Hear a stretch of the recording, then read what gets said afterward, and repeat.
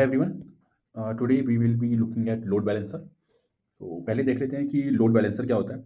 Okay, last time हमने distributed systems के बारे में देखा था कि किस तरीके से डिस्ट्रीब्यूटेड सर्वर्स होते हैं। कोई भी बड़ी कंपनी है, छोटी बड़ी कोई भी कंपनी हो, तो उसको मल्टीपल सर्वर्स की ज़रूरत पड़ती है, ठीक है ना। अगर मल्टीपल सर्वर्स हैं, ऑब्वियस सी बात है। लेट्स से कि ये आपका सर्वर 1 है, ये आपका सर्वर 2 है, और ये आपका सर्वर 3 है, ठीक है। तो ऐसे समझते हैं कि भाई इसकी आईपी दे रखी है इन्होंने, ये दे रखी है, ठीक है। इसकी आईपी 10.10.2 कर लो, और इसकी आईपी कर दो 10.10.3, ठीक है। अब सीधी सी बात है कि भाई अगर कोई क्लाइंट है, मान लो आप, ठीक है, आपको google.com से बात करनी है, ठीक है। तो ये आपने अपने फ़ोन में डाला google.com, ठीक है। अभी आपको कैसे पता कि आप किस सर्वर के साथ कनेक्टेड हो? आप 10.10.1 के साथ कनेक्टेड हो, या 0.2 के साथ कनेक्टेड हो, या 0.3 के साथ कनेक्टेड हो, ठीक है।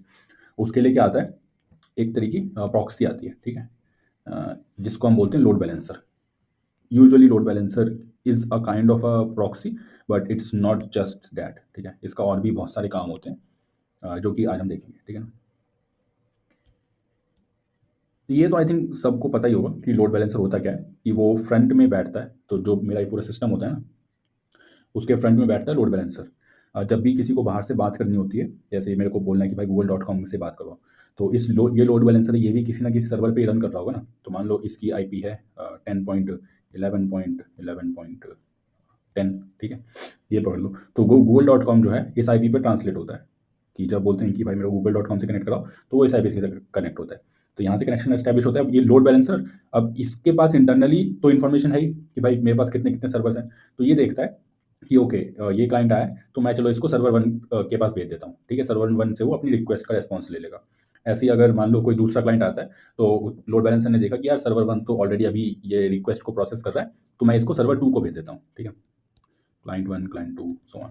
तो ऐसे डिफरेंट प्रोटोकॉल्स होते हैं, ठीक है, जिसके बेसिस पर लोड बैलेंसर अपनी डिस्ट्रीब्यूशन करता है। ये आप मतलब बहुत जेनरिक चीज़ है, तो इसके ऊपर अभी नहीं जा रहे। जो कि आज का हमारा टॉपिक है डिस्ट्रीब्यूटेड लोड बैलेंसर, उसके ऊपर बात करते हैं। तो लास्ट की वीडियो जितने लोगों ने देखी है, बहुत क्लियरली ये समझ आ रहा होगा कि यार कोई भी सिस्टम होता है उसमें डिस्ट्रीब्यूटेड सर्वर्स रखने का क्या पॉइंट होता है, ठीक है।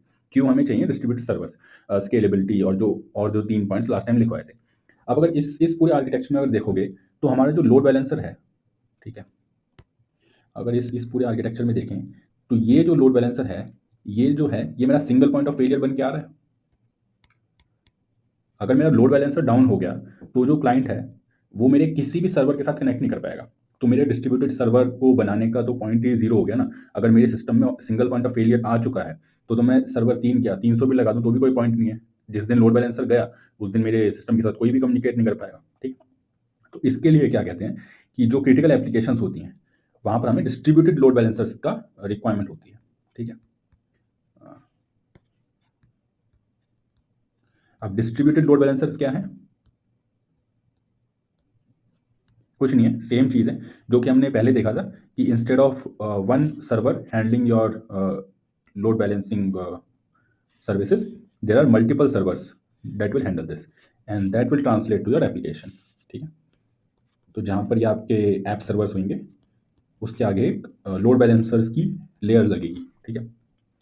अब पॉइंट ये आता है कि यार देखो, ये मल्टीपल सर्वर्स है, ठीक है, मतलब 3 डिफरेंट मशीन्स हैं। 3 डिफरेंट मशीन्स का मतलब 3 डिफरेंट आईपी। ये तो बहुत ऑब्वियस सी बात है ना। अब ऐसा तो है नहीं कोई मैजिकली एक आईपी हम 3 मशीन्स को बांट देंगे, ऐसा तो हो नहीं सकता, ठीक है। अगर यहाँ 3 मशीन्स हैं, तो मान लो पहले वाली की आईपी क्या लिखी थी हमने, 10 11 11 10। तो अगर पहले वाले की आईपी वो लिखी थी, तो अगर इसकी आईपी ये होगी, तो ये पहले वाले की अगर ये है, तो जो दूसरा वाला है उसकी ये होनी चाहिए, और जो तीसरा वाला है उसकी मान लो ये है। अब जब तक हमारे पास एक लोड बैलेंसर था, तब तक तो ठीक था, ठीक है। क्लाइंट आता था, एक सेकेंड, तब तक तो ठीक था कि क्लाइंट ने डोमेन दी और वो डोमेन डायरेक्टली ट्रांसलेट हो गई, ठीक है, तब तक ठीक था। लेकिन अब जब हमारे पास 3 आईपी एड्रेस हो चुके हैं, अब अगर कोई क्लाइंट आता है और वो बोलता है google.com, अब कन्फ्यूजन है ना, कि भाई किसके पास दूँ, 10 को दूँ, 0.11 को दूँ, 0.12 को दूँ, ठीक है। ये मतलब है तो सारी लोड बैलेंसर ना, इसी इसी google.com के साथ ये सारे लोड बैलेंसर्स हैं, तो मैं किसको दूँ, ठीक है। मतलब मैं नहीं, यहाँ पर हमारे पास होता है डीएनएस सर्वर, ठीक है। इसके बारे में कभी अलग से बात कर लेंगे, but DNS server is something that resolves your domain to your IP, ठीक। It's domain name servers. Now अब इसके पास ऑप्शन क्या है, ठीक है। तो यहाँ पर होता क्या है, यहाँ पर हमारे पास 3 ऑप्शंस होते हैं। क्या है यहाँ पर? तो जो हमारे पास मल्टीपल लोड बैलेंसर्स हैं, उसको रिज़ॉल्व करने के हमारे पास 3 ऑप्शन हैं। पहला ऑप्शन क्या होता है? DNS round robin. अभी एक्सप्लेन करते हैं क्या होते हैं। तीसरा ऑप्शन होता है जियो डीएनएस, ज्योग्राफिकल डीएनएस। जो तीसरा ऑप्शन है that is weighted round robin, actually weighted DNS round robin.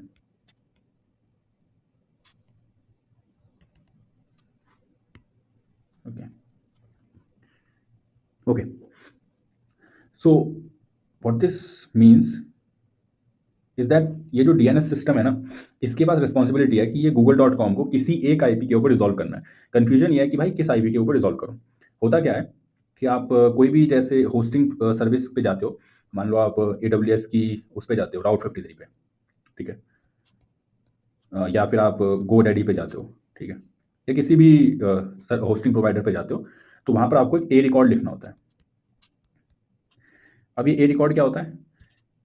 A record कुछ नहीं होता, ये होता है आपका डोमेन टू आईपी मैपिंग, ठीक है। इस ए रिकॉर्ड से ही आपको पता चलता है कि ये जो डोमेन है और ये डोमेन किस आईपी के ऊपर रिजॉल्व होती है, ठीक है। अब मान लो आपके पास मल्टीपल लोड बैलेंसर हैं, तो आप क्या करोगे कि आप अपने राउट 53 में जाओगे और वहाँ पर 3 रिकॉर्ड्स बना दोगे, ठीक है।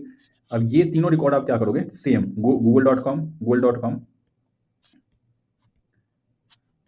सेम गूगल.com के 3 रिकॉर्ड बना दोगे और यहाँ पर अपनी तीनों आईपीज लिख दोगे, ठीक है। अब इससे होगा क्या? अब डीएनएस, जब आप डीएनएस कॉन्फ़िगर करोगे तो वहाँ पर डीएनएस के पास 3 ऑप्शंस हैं, ठीक है। पहला जो ऑप्शन है जो डीएनएस प्रोवाइड करते हैं, मतलब मल्टीपल सर्विसेज है, अमेज़न भी प्रोवाइड करता है। अमेज़न में भी आप जाके सर्च करोगे तो वहाँ पर भी आपको मिल जाएंगे, उसके बारे में भी बताते हैं। जो पहला चीज़ है डीएनएस राउंड रॉबिन। इसमें क्या होता है कि जो पहली रिक्वेस्ट आती है, ठीक है, इसको यहाँ लेकर आते हैं। तो जो पहला क्लाइंट आएगा उसको नंबर 1 वाली आईपी दे दी जाएगी। जो नंबर 1 वाली आईपी है google.com 2.11, इस पे रिजॉल्व होएगा वो उसका लोड बैलेंसर, ठीक है। जो दूसरा क्लाइंट आएगा उसके बाद उसको सेकंड वाली मिलेगी, जो तीसरा क्लाइंट आएगा उसको थर्ड वाली, और फिर जो चौथा क्लाइंट आएगा उसको वापस से पहली वाली, ठीक है। तो इस तरीके से घूमती रहेगी, तो इससे बोलते हैं राउंड रॉबिन फैशन, ठीक है। अब ये डोमेन नेम सर्वर जो है बाय डिफॉल्ट, एक्चुअली यहाँ पर ना एक और स्ट्रेटेजी लिख देता हूँ। चौथी स्ट्रेटेजी जो होती है रैंडम, ठीक है। ये तो होती है डिफॉल्ट स्ट्रेटेजी। अगर आप स्ट्रेटेजी कॉन्फ़िगर ही नहीं करते तो वो क्या करता है कि अगर आपने मल्टीपल दिए हैं ना, तो रैंडमली किसी को भी रैंडमली कोई सा भी आईपी देने लग जाता है, ठीक है। तो ये तो होगी डिफॉल्ट स्ट्रेटेजी। जो डीएनएस राउंड रॉबिन हमने देख ली। दूसरी है जियो DNS.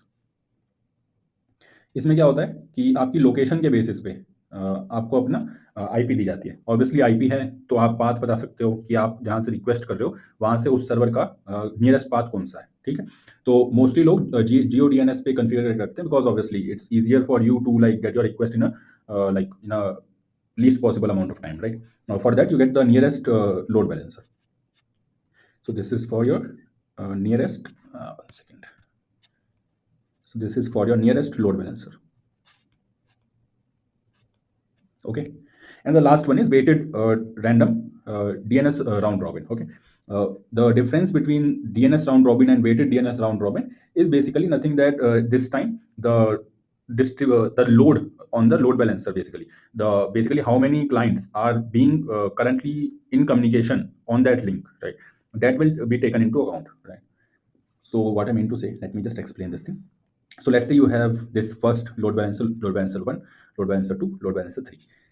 Okay, so let us say it already have some 100 requests which are being 100 clients which are being connected to this load balancer, right? This L2 has some 50 clients and this L3 has, let's say, 10 clients connected.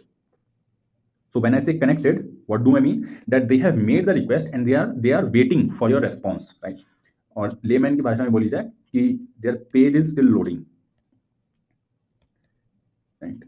So means the request connection is still there, right? Obviously the working तो application server पे ही हो रही होगी, but जो connections की एक limit होती है, ठीक है ना? So that connection is still established with the load balancer.